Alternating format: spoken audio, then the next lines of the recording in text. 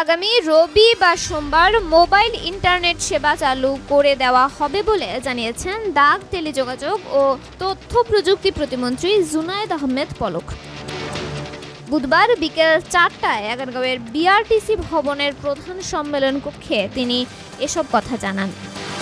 তিনি আরও বলেন, ফেসবুক আমেরিকান কোম্পানি, তারা সেই দেশের সরকারের আইন অক্ষরে অক্ষরে পালন করে, কিন্তু আমাদের দেশের পলিসি মানে না। আমাদের সাইবার স্পেস ব্যবহার করে অর্থ উপার্জন করতে হলে দেশের আইন মেনে ফেসবুককে সোশ্যাল মিডিয়ায় ব্যবহার করতে হবে।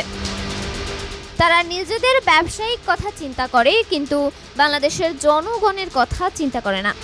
প্রতিমন্ত্রী বলেন, দেশীয় উদ্যোক্তারা ফেসবুক, টিকটক, ইউটিউব বিকল্প হিসেবে সোশ্যাল মিডিয়া অ্যাপ তৈরি করলে আমরা সহযোগিতা করব।